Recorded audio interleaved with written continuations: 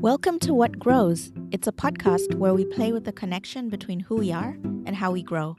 I'm your host, Noella Mashi.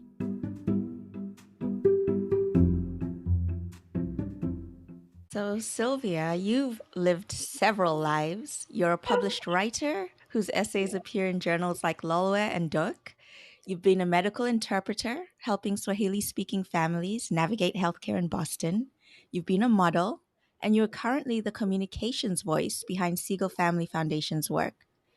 And your writing, what I like about it is it finds the profound in the mundane, like how chai tea at Starbucks becomes a window into cultural identity and the seductive power of convenience. We've been friends since we were 4 years old. So I can say a few things about you. One of them is you're an expert at the invisible work of translation, not just between languages, but between cultures, between careers, and between who you are and who you're becoming. So, welcome. Thank you. It's so nice to be here. So, if you could give your life a title like it was a book, what would it be? Oh my God. Okay, thus far, I'm not really sure because, like you said, I feel like I've lived 9 lives, each with their own title. So it's hard to pick one overarching title. Um, I think at the end of it, I would like people to say I lived a vibrant life that Mm. created light and color into other people's lives. I just finished reading A Significant Life by fashion icon Diane von Furstenberg. And in her case, A Significant Life really just captures her life. And as I was reading it, I kept thinking to myself, what would I want people to say to me when I reach her age? Now, what would I want them to remember about what I did while I was here? So there is a bit of urgency to that. There is also Bozoma St. John, the marketing icon, has a book titled An Urgent Life. That also captures another aspect of it for me because there is this sense of urgency that kicked in fairly recently when the days are whizzing by. The days are whizzing by. I had this moment of, oh my goodness, we're already halfway through this year, we'll blink and we're next year, and the cycle continues. And at what point do we start doing the things we said we wanted to do? At what point do I actually get up and start doing the things I want to do? So this urgency sort of bit me in the butt. And I started running, and I'm still running, and I haven't stopped. Mm, yeah. So I had two questions for you. First is what are the things that you want to do? And then also, I want to hear more about what a vibrant life looks like to you. Good question. The things I want to do, some of them are proprietary and in the works, so I will not talk about them publicly, but we can get into it off the record. Mhm. I would like to bring forth the things that exist within me that were put there and in a very biblical way make use of my talents, so to speak. We read that story a lot as kids growing up. You'd hear it in church or at school about the three men who were given talents by their master, and what one hid it away, the other one did something like cautious with it, but at least they tried, and then the other person actually went all out and reaped really big returns. I'm trying to embody the third person because I think for a good chunk of my life I have been doing number one and number two, either sitting on Mm. things and being like, but this thing is too hard, or what if I try this thing and I fail, or what if you try and it becomes so big and you lose control of it, and then I kind of spiral into imagining rather than actually doing. And then number two would be the things that I have done so far, which have led me to what I call a series of almosts. I have had so many almosts in my life that came as a result of hard work or came as a result of daring to try and do the things that exist within me. I'm a writer by nature. I think it's hereditary. Thanks, Dad. And some of the things that I have taken the time to write, usually amidst great inconvenience or amidst like great personal pressures, I have written and they have led me down such magical pathways that if I only did more with that, I can only imagine the sort of places I could experience, the world I could witness and be part of by actually putting myself out there. So this is me trying to do number three. Mhm. And having Mhm. this conversation with you is one of the things that were on my list, which I was like, yeah, we'll do that. But when will we actually do that if we don't do that for now? Yeah. Yes. Yeah. Well, let's talk about your writing. You said you've written sometimes and it's been kind of, at some personal expense or personal inconvenience. Mhm. What is your writing journey? Oh, man. Um, I divide it into two parts, conscious and unconscious. The unconscious part being the times in my life when I wrote because it was just there. It wasn't intentional. And by this, I mean the times when I was in school. Like in secondary school, there was a Commonwealth essay contest for students. I participated because everybody was like, oh, hey, you write really well in English. Like, oh, you do well at this. I think my teacher might have mentioned it. So I sent something in for shits and giggles, so to speak, and it ended up coming like runner up or something. But I didn't make any bones about it. I was like, oh, that's fun. Next. In college, I wrote a paper. Oh, this paper. This was my first year at Wellesley. And it was a term paper at the end of the term for a class on African literature. And as usual, which I'm trying to reform, I procrastinated on this paper. And it was due, it was a final paper. And the end of the term came, we went on holiday. I still hadn't turned this thing in. And this professor, bless his heart, Professor Selwyn Kujo, he was very lenient. He said, just get me that paper by like Monday. And where was I on Monday? I was on a boat off the coast of Rhode Island with family, sitting there at midnight with my aunt's laptop and a lantern because we're on a boat and, like a MiFi thing, trying to finish this paper and send it in. And they're all looking at me like, where were you the last month? Why did you do this when school was in session? It was one of the best papers I ever wrote in college. It won a prize. I didn't submit it for a prize. I got an email some weeks later saying, hey, your paper has won the Fannie Lou Hammer Prize for 2010. And I was like, oh, well, hello. And there was cash that came with it. And it was just a really nice, pleasant surprise. But because I hadn't been deliberate about it, again, I didn't really think about what that meant. Again, when I was in uni, I also had the opportunity to contribute to an anthology of short stories that were translated. This was a translation anthology. So the person who reached out to me asked if I would do one from Swahili to English, which I agreed to, but admittedly, I did not take it as seriously as I could have. So I just found some story somewhere in Swahili, just translated it, sent it in. It was all very like, yeah, here you go. Instead of thinking that this is going to be my name in a published work that you can currently buy on Amazon. So I really didn't think much about it. I came back to it seriously after having my first child because now I had no time. And there's something about when you have no time, you will find pockets of time for the things that are important for you. And I realized then how important writing was because it's a mechanism by which I process the things that are going on in my life and in the world around me. And motherhood was a whole experience. They call it matrescence, like you're arriving and becoming a mother. And that is truly a whole other person from whoever you were before you had this baby. So in my case, I needed to process it through writing. I needed to write to remember who I was before I became a mother, because there is also the issue of identity crisis at the point of motherhood. So I had an essay that I had written maybe 2 years prior on a sleepy, rainy morning. I was at my desk at work and I just had time. And I wrote something, submitted it somewhere. It didn't go very far, so I kept it. And when I saw, I think on Twitter, Norway Literary Magazine was having a call for essays, and I had seen that people had published things before with other journals and gotten paid for it. And at this point in my life, I could have used any type of income and any type of validation. So I said, you know what? I'm going to send this in. And surprise, surprise, they accepted it, published it, and paid me for it. And that was the turning point of, okay, so I could make money doing this. That's really cool. And so I really then started to actually find pockets of time. And most of my writing thereafter was done around midnight after my baby was asleep.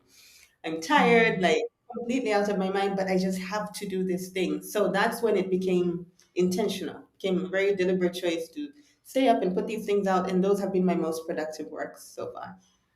Mm. Yeah. Okay. There's so much there, but there's I think for me. the thing that's standing out the most is that you create something like unexpectedly beautiful, moving, whatever, prize winning, after you've been kind of sitting with the idea or the thought, okay, I need to do this thing. I don't particularly care, but it's marinating somewhere back there. And then all of a sudden, when you are ready to put pen to paper, it comes out and it's like almost fully formed. Like you obviously don't have much time to edit anything, right? I mean, I know that you've mentioned that you want more intentionality, but is that a writing process in itself? Like just think for 90% of the time and then when you finally write, just write. Mm, yes, to a large degree, because if you are a natural writer, that is a creative process, and everybody's creative process is different. But all the other artists who I've talked to, whose art expresses itself in different ways. So writers. This morning I had a meeting with a cartoonist who, when we compared notes, yeah, we pretty much function in the same way, even though his art is different from mine.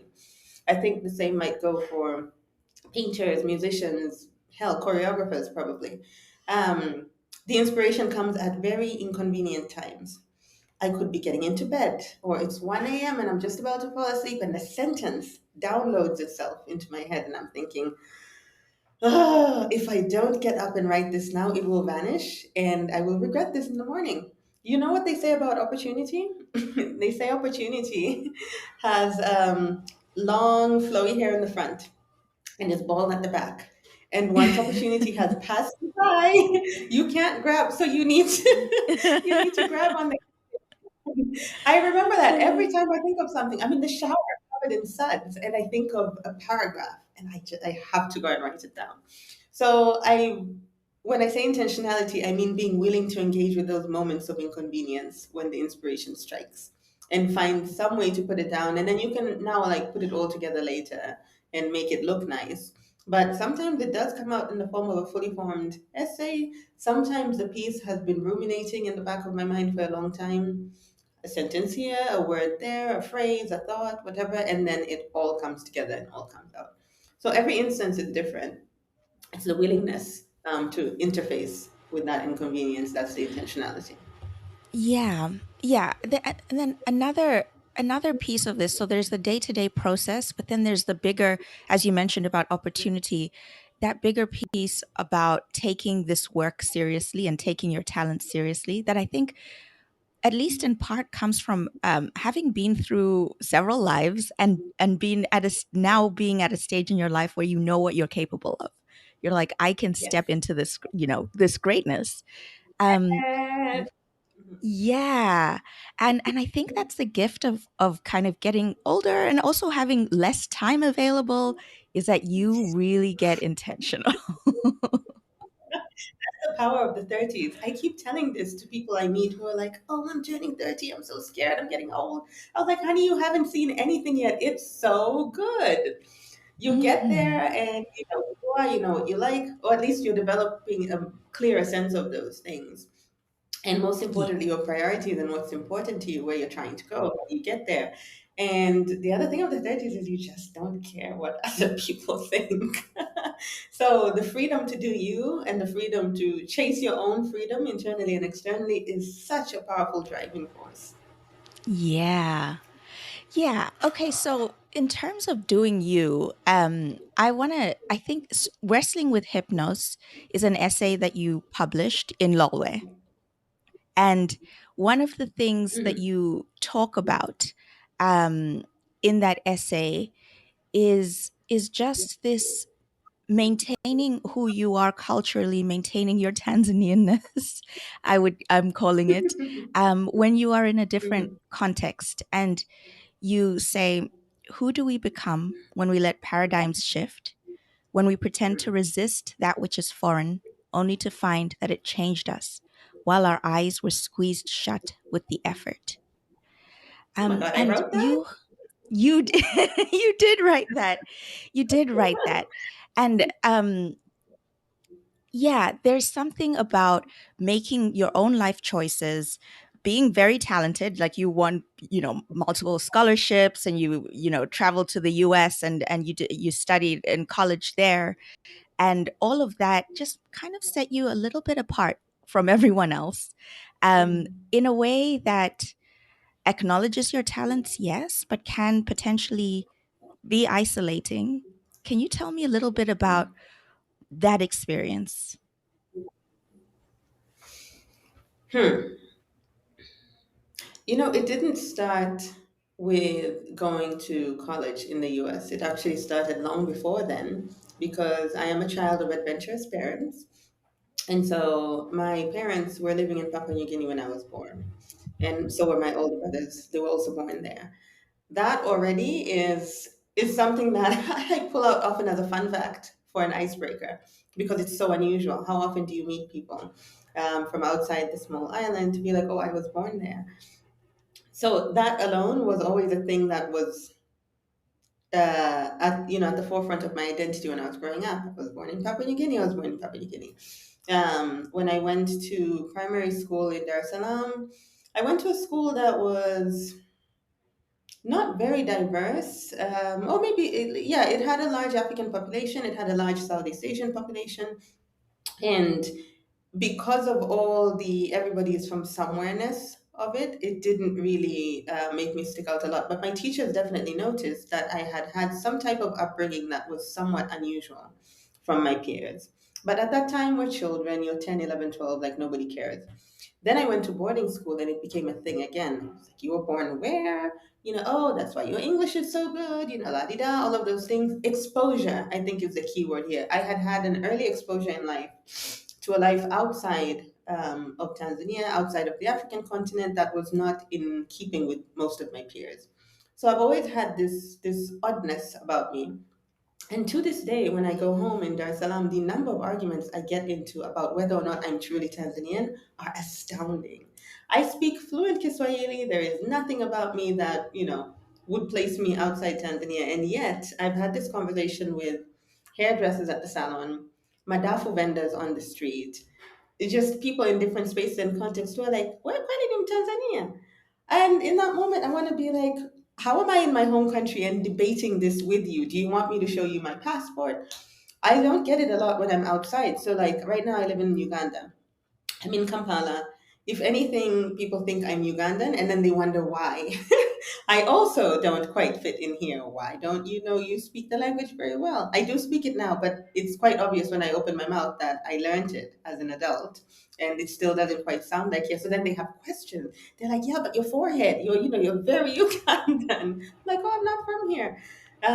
So not from here is a common theme of my life. It comes up in a narrative poem that I wrote for Iskanchi Press. God, what was it titled? It feels like lifetimes ago. I don't remember, but it talked about the number of times I experienced life as though I'm on one side of a chain link fence, sticking my hands through, and this otherness is sort of the barrier that's there, but not quite there. You can see through, you can reach through, but you can't really go through. So I've learned to wear it, and I think as I've grown older, I've learned to accessorize it as well and make it work for me. When I choose to wield that, how I choose to feel comfortable in it has become less of an issue now. Yeah. Yeah. I mean, and there's something about these two particular cultures, which we now share, right? Tanzania and the United States. And, both were, you were in Massachusetts and that's where I'm based, that are so different. We're both third culture kids, and we met in Papua New Guinea. And one of the things that I've had to experience in Tanzania as well is the same, just like proving that I'm from there. The thing that I'm having to experience in the US is proving that I'm not from here. Like as soon as you land in America, it feels like, at least for me, you are American unless otherwise stated. Whereas in Tanzania, it's just you have to fight for the Tanzanianness. And it's kind of disorienting to me to be finally the first time in my life where I am the one insisting I'm a foreigner. And yeah, I You're mean, like, no, I'm really not. I'm really not. There's something welcoming about that. Yeah. Like, yay, you're one of us. And you're like, no, I don't know you from Adam. Yeah. I'm working on it because I mean that's another thing is I have always wanted do have a place where I belong, no questions asked. And there are very local pockets of that in Tanzania. And then when I step out of them, there are questions about that. So I I do want to embrace it. And it's funny, sometimes the things you wish for, you're not quite ready to receive, the belonging, for example. And now as you mentioned, you're based in Uganda, and you have, well, you mentioned one of your kids, but you're mom to two boys. What does Yay! home mean to you right now? And what does home mean to your children and to your family? Is it the same thing as it is for you? Why would you ask me that? That's such a deep question, but a good one. I've had to grapple with that because I live here. I have made people who are citizens of here, who are natives of here, who are half from here through their dad. Um, so it has become home because it is home to the people who are dear to me and whom I love. And because I also live here. As much as my mind may wander and imagine a life in another place, another time, this is home for now. And I think home means finding community, finding creature comforts, finding the things that make me continue to feel like me. Once I knew, and this is going to sound frivolous, where to do my hair, do my nails, yay, and get a good milkshake, for example. I felt like, okay, I have my bearings, and now I can begin to accept this new place where I am with all of its vagaries, because nowhere is perfect. Every place has its quirks, and we tolerate those quirks differently depending on the sentimental value that we attach to a place. So, let's say you've got bad roads. There are bad roads the world over. But are those bad roads going to irritate you to the point that you're like, oh, this place? Or are you going to tolerate them and be like, it is what it is, it sucks. And that's what makes the difference in telling you whether you've come to accept a place as home. I'm still on a journey with that to some degree. And also, from an identity perspective, being married to a Ugandan, not even just a Ugandan, but a person from the Baganda tribe, which is a very, very old kingdom. As a matter of fact, someone descended from one of the old kings. He holds very strongly to his culture. And because it's a patrilineal culture, the children too, therefore, are in that same bucket. Now, me as their mother, on one hand, it is my duty, so to speak, to help them learn and engage with that culture without forgetting that they are half somewhere else. Last year, or maybe it was 2 years ago, I don't even know anymore. But my older son had Culture Day at his preschool, and they invited the families to come through, the parents come dressed in your traditional attire from your culture, and support your child. While we were getting ready for this culture day, I had already made up my mind that I was not going to wear a gomesi. So a gomesi or a busuti is a traditional Ugandan dress. You may have seen pictures of it, like the shoulders are kind of like this, and there's a sash. Very elegant. But I thought, no, I will not assimilate. I will not lose my identity. This is 2025. We are strong women. We're not getting absorbed into our husbands' cultures. And so I declared that that was not what I was wearing. I was going to wear a mushanana, which is like this one shoulder, very graceful outfit, which is more in line with what my people would wear.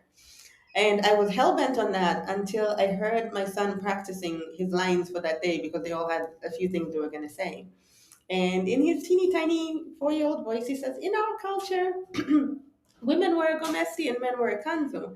And I was like, oh, my baby, how do I tell him that mommy is not from this culture? How do I explain to his young mind that, well, so in your culture, the women wear that, but it's not my culture?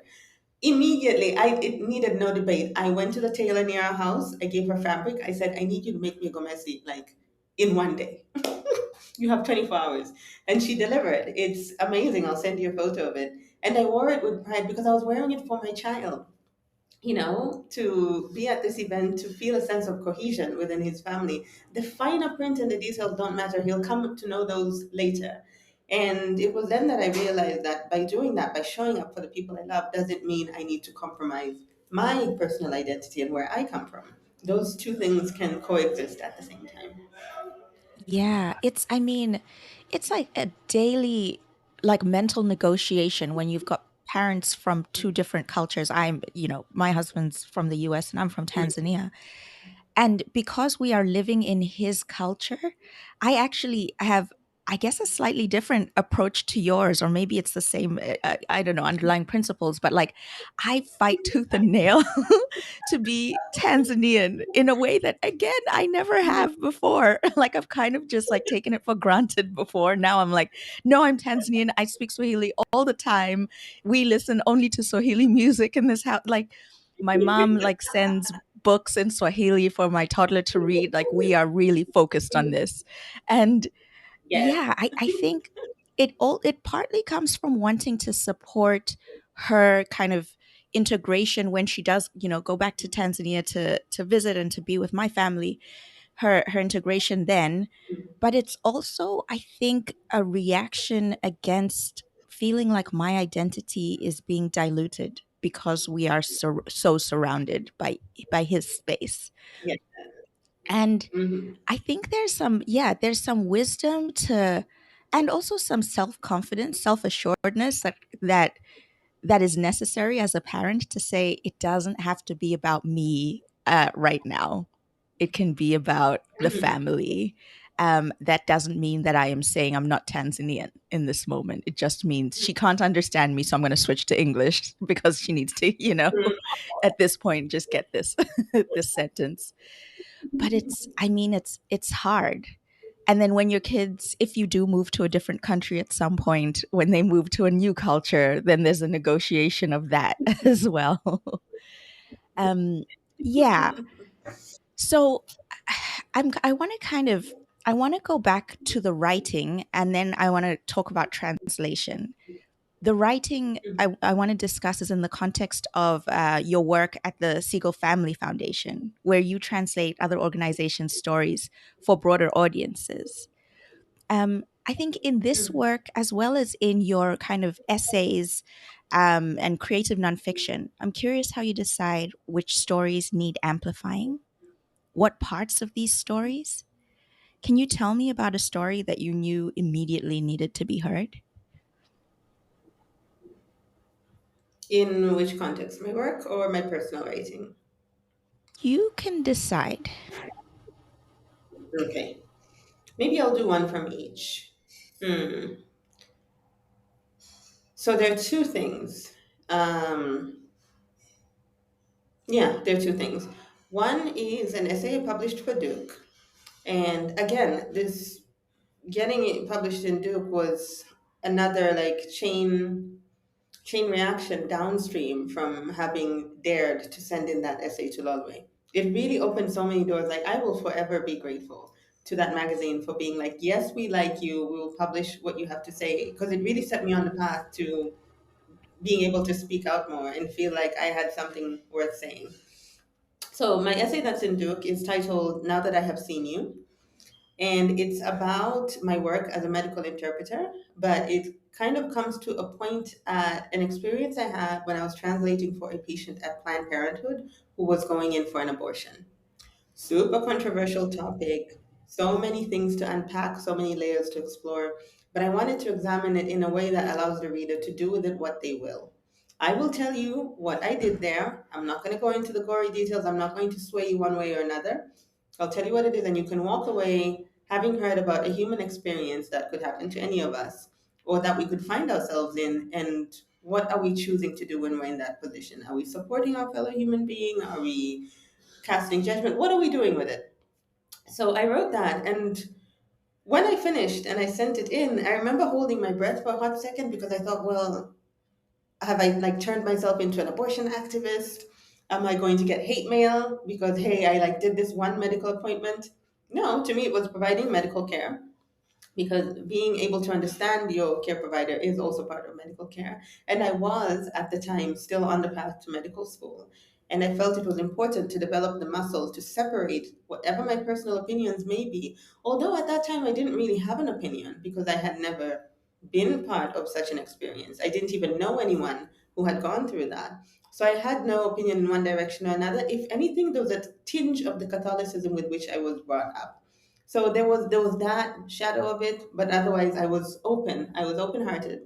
And I remember seeing the assignment email come in, and they warn you in this case that appointment is for termination of pregnancy. So you can decide based on your own personal compass if you want to go ahead with this assignment or if not. And I thought about this woman in a foreign country, not really speaking the language, and for me it was a no-brainer. Like I'm gonna come in. So that was, in a way, it drew from my personal experience of trying to connect the dots and be a bridge for people. There's another story that appears in there, or rather, another encounter with another family who had traveled for their son to get medical care. And they were coming from rural Tanzania, like somewhere where they had never left the village, like region, city, everything. And And this was here they in Boston. this was in Boston. So here they are in Okay. Boston in winter. Oh my gosh. And they've come with their 6-year-old son to figure out what's wrong with him, or rather, what's going on with him. And when I walked into the consult room, the family was there. And when the dad and I were alone for a moment because the doctor had stepped out, he reached over and like he held my hand and he said, "Well, now that I have seen you, I feel at home." Hmm. Immediately set the tone for the rest of the time that I spent with them. They were around for a couple of weeks.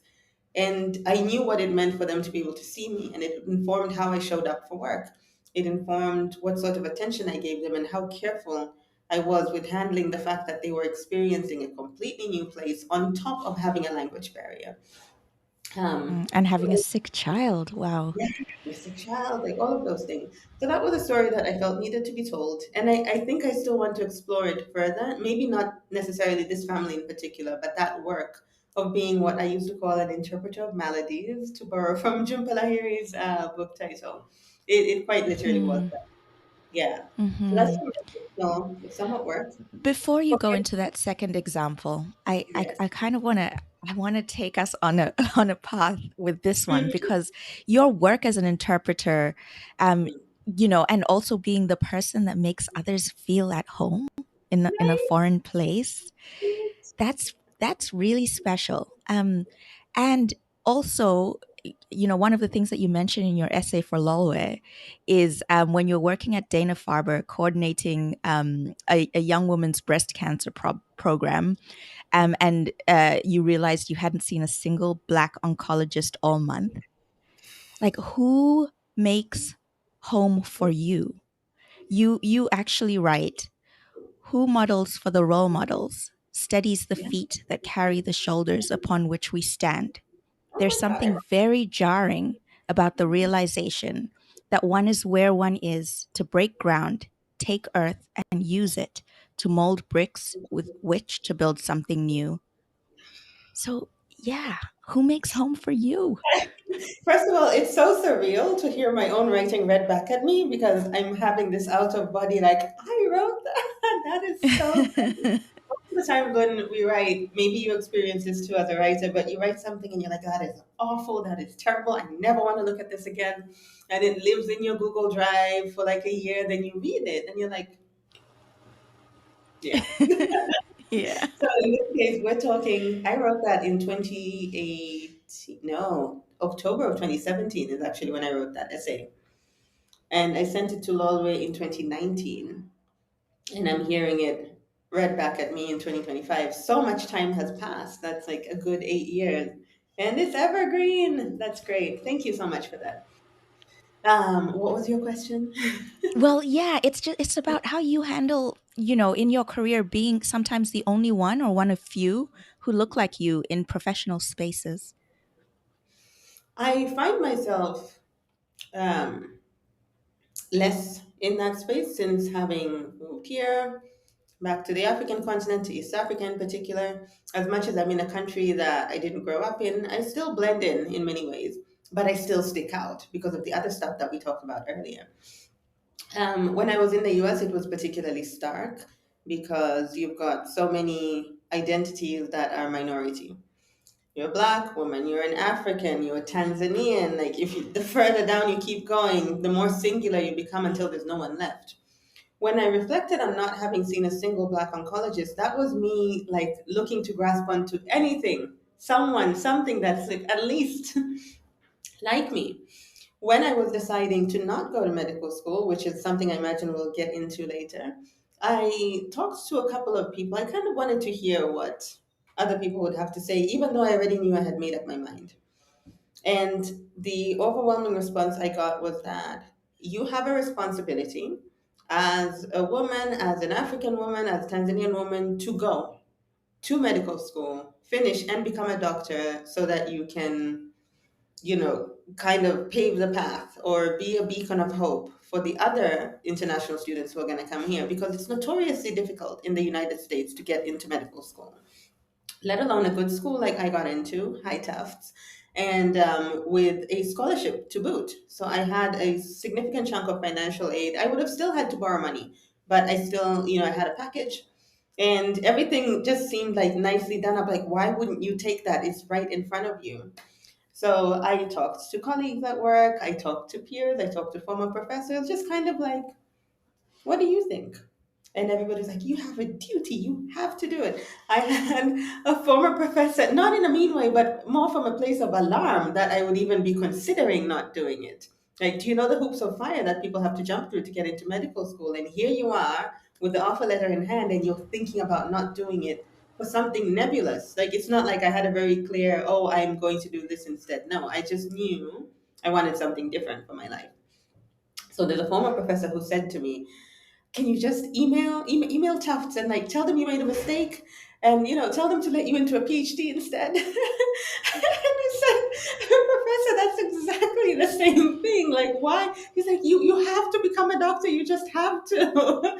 The man was so tortured by my decision. Oh God, I need to text him and be like, hey, I'm doing fine.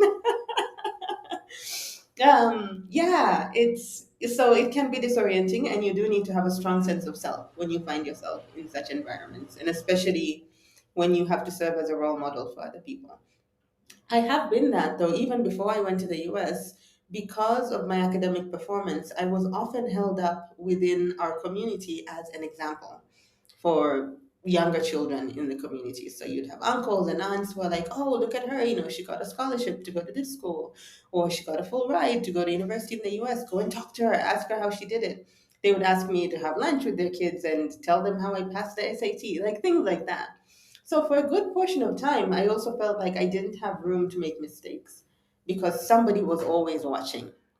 When I was growing up, I didn't have younger siblings, so I didn't have the pressure from within my household, but it was very much a family and friends like type of thing of you do not have room to make any missteps because you are like the example. It can get quite exhausting.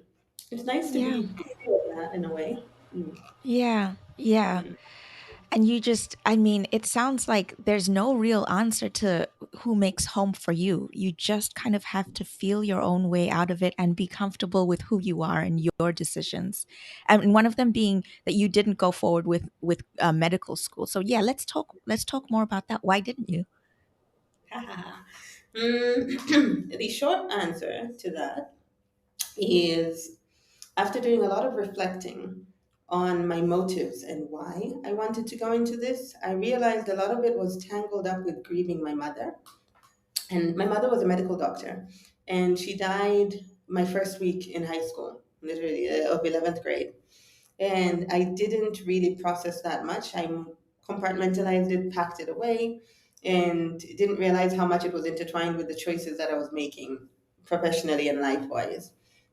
When I was in my senior year of high school and applying to college and thinking about what I might want to study, if I had stayed in Tanzania or gone somewhere with a European style system like the UK, I think I still would have gone to medical school because that was the thing that made sense for me at the time. Interest wise, academically, it just was the thing.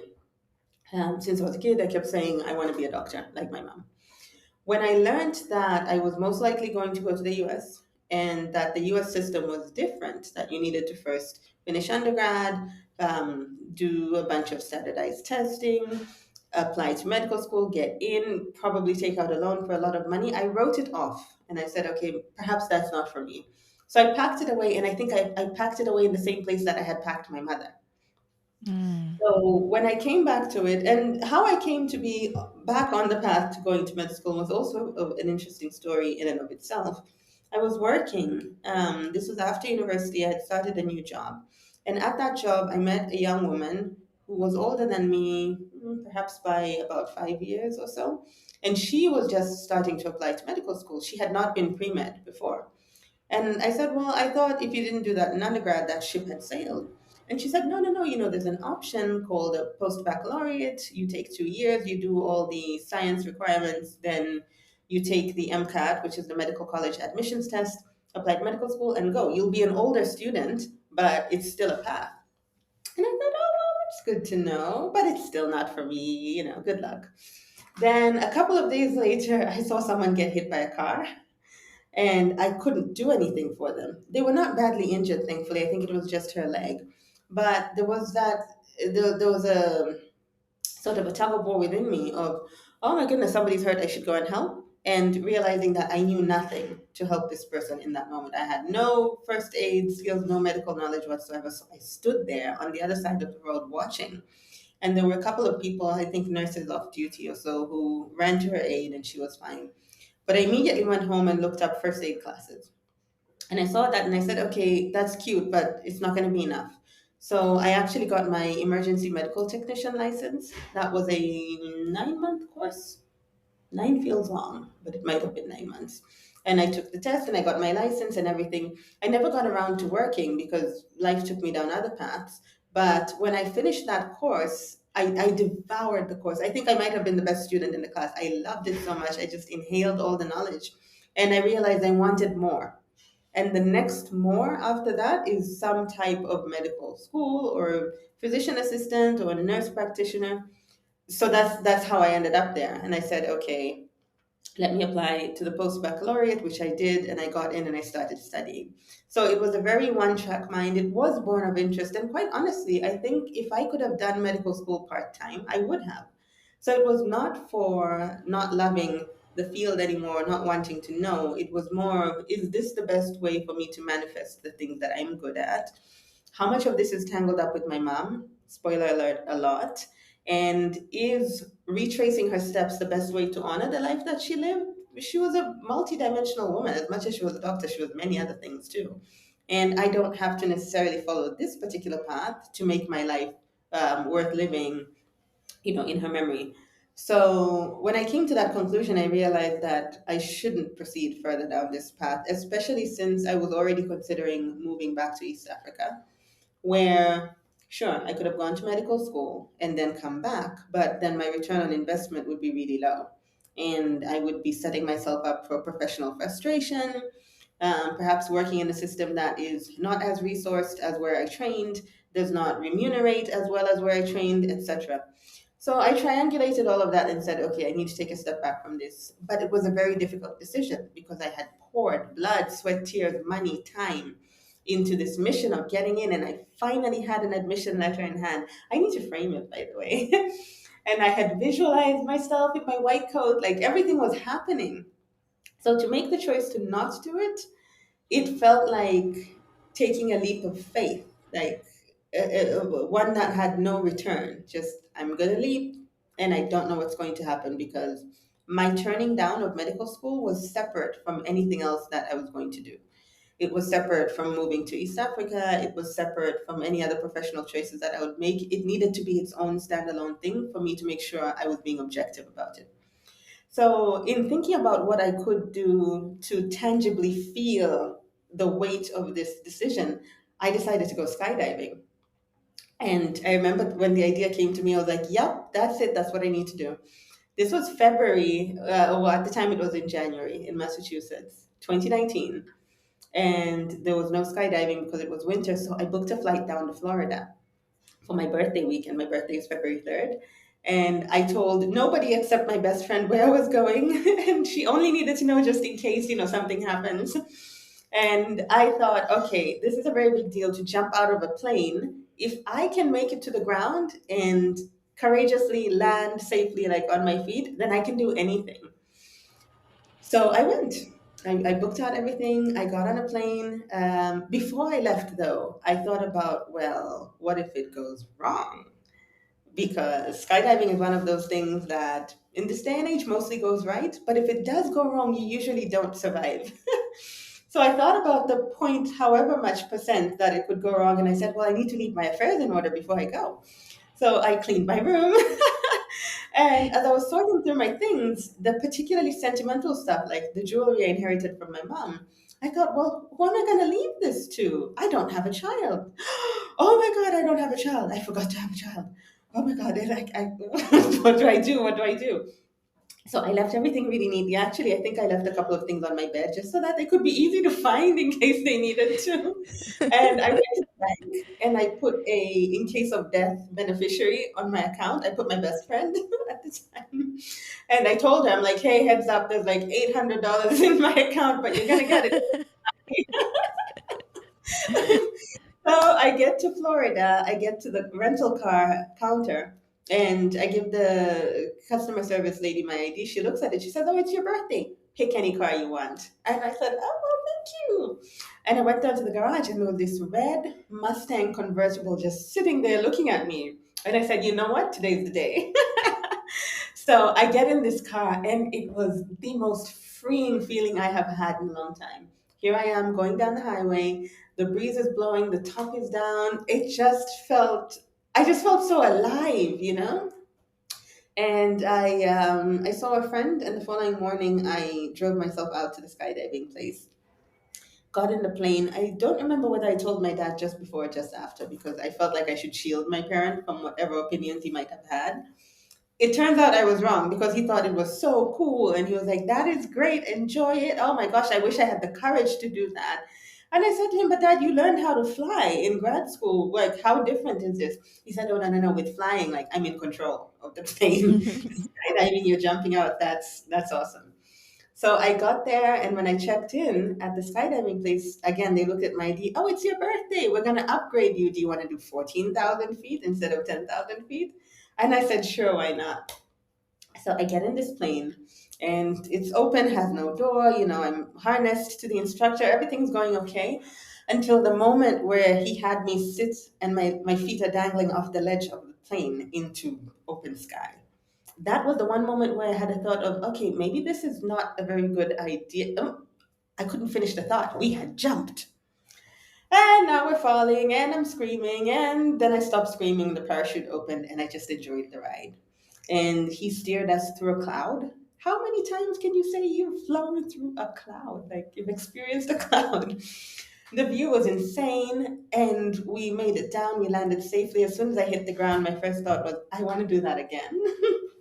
But also, I immediately had a clarity of mind, and I drove straight from the skydiving place to the University of Miami's library.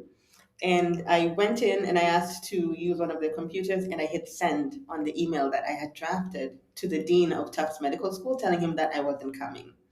Oh yeah, I had drafted it. I hit send when I got down. Yeah, and I remember hitting send and being like, "Well, that's it. I can't write back and be like, hey, so let's forget about that. You know, can I have my place back? No, that was the door closed." And when I got back to Boston, I went to see him in person because the med school admission process is so involved personally. There's so many meetings and interviews and so much personal time that you can't break up with people over text. It's just not right. So I went in to have a sit down with him, and it was also very forgiving because he said, you know what? I'm a parent, I'm a human being. Like, I understand it's good for you to have this clarity now than 4 years down the line and $200,000 in debt to realize that you don't Mm. want to practice. And he asked me, well, what will you do with your life? And I told him that I wanted to take my writing more seriously. And, you know, that was kind of the gist of it, that I wanted to pursue creative pursuits.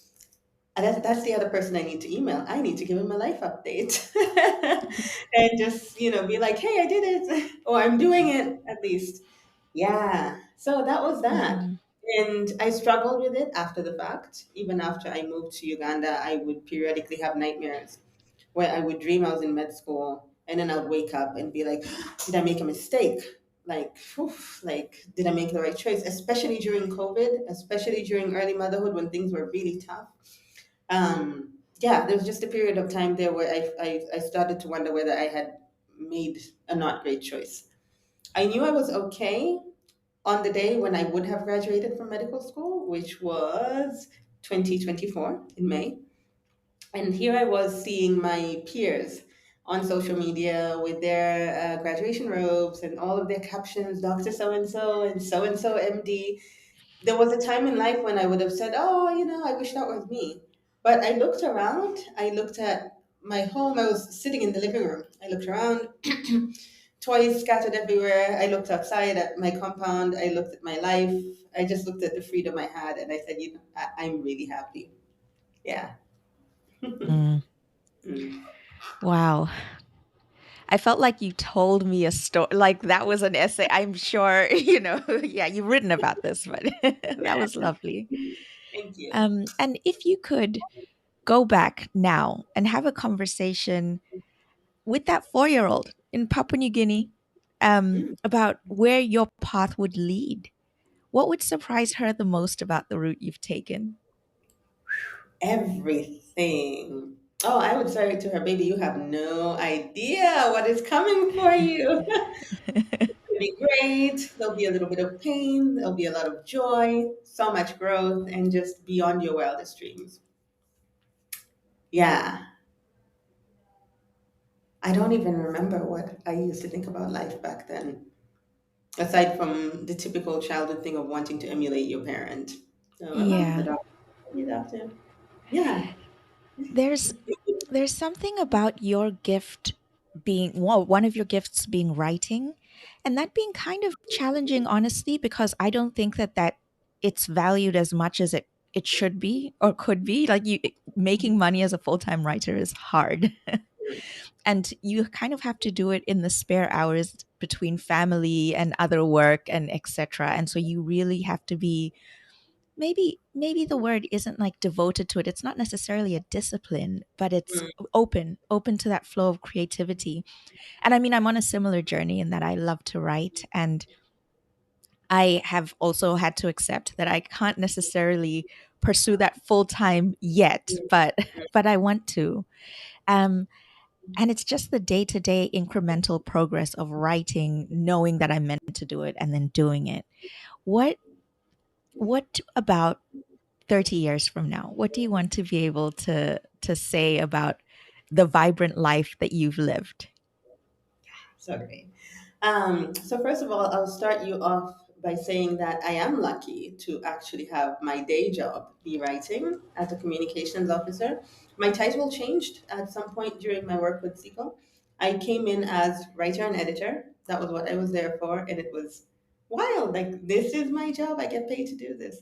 And as much as I'm not writing just like creative stuff for fun, I do get to bring my creative spin and my voice and however it is that I tell stories to this work. So I still, get to live that.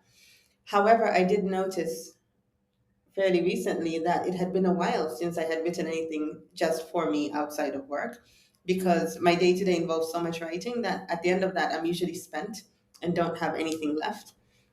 So I went through, I think, a creative block for a while, which is now ending, thank goodness.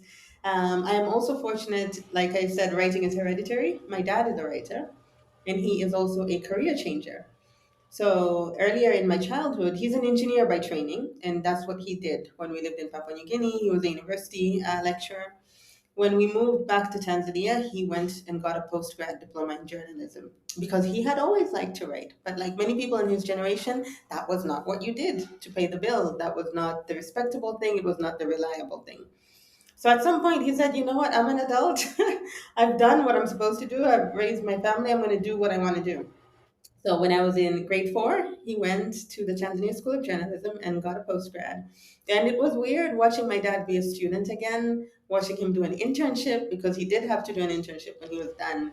And after school, I would go with him to the Daily News where he was interning, go down into the basement. We would sometimes be there till 10 p.m. till the press ran for the next day because he would have to finish editing the stories. Yeah. So we did that for a while, and he is still a writer. He's fortunate to be able to do that on a basis that's not frantic like daily news, more like monthly journals for established institutions. But I had that example. I had that example of, one, you can pursue your creative passions, it's okay to write. Two, you can change your mind professionally along the way.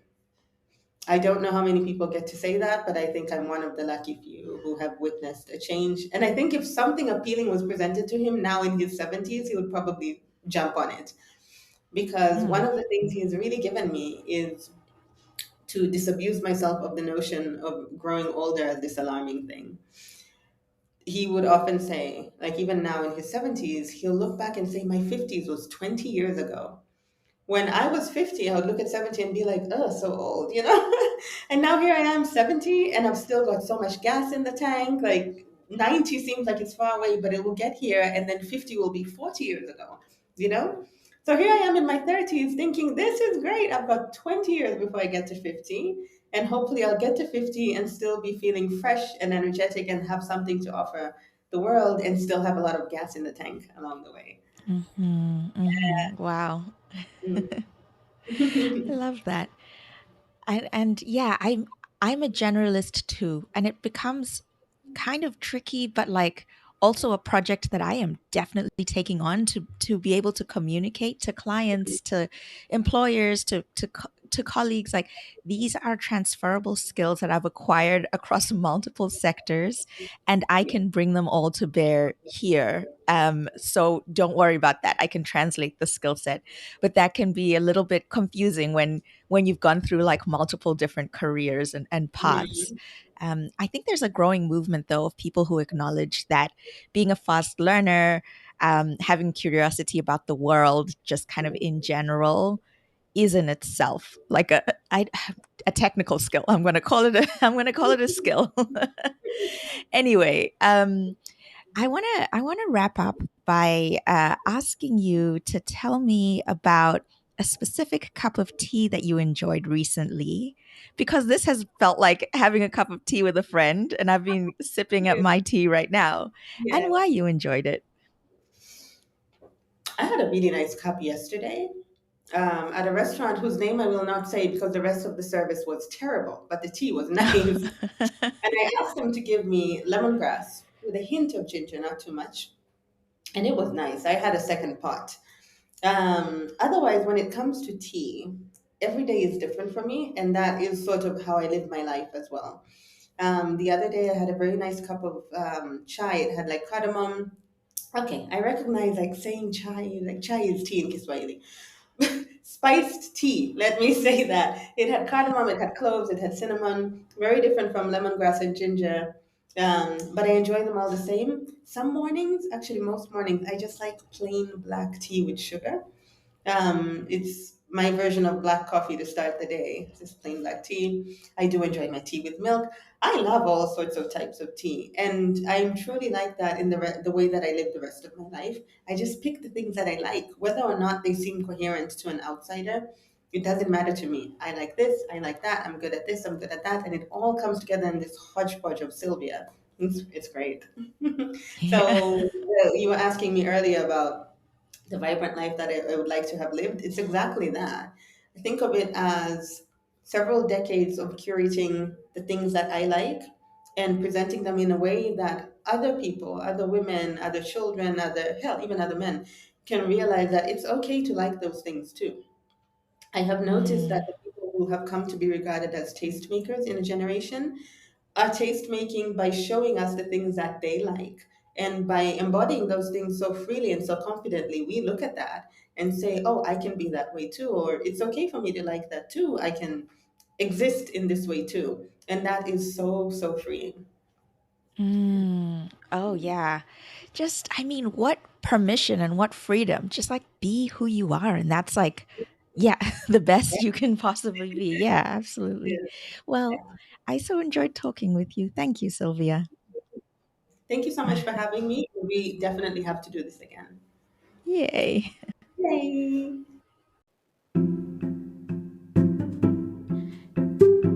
If you enjoyed this episode, I'd love to hear your thoughts. I'm also always looking for guests who enjoy meaningful conversations. If that sounds like you, please send me a message and let me know what you'd like to talk about. I'll get back to you. Thanks for listening.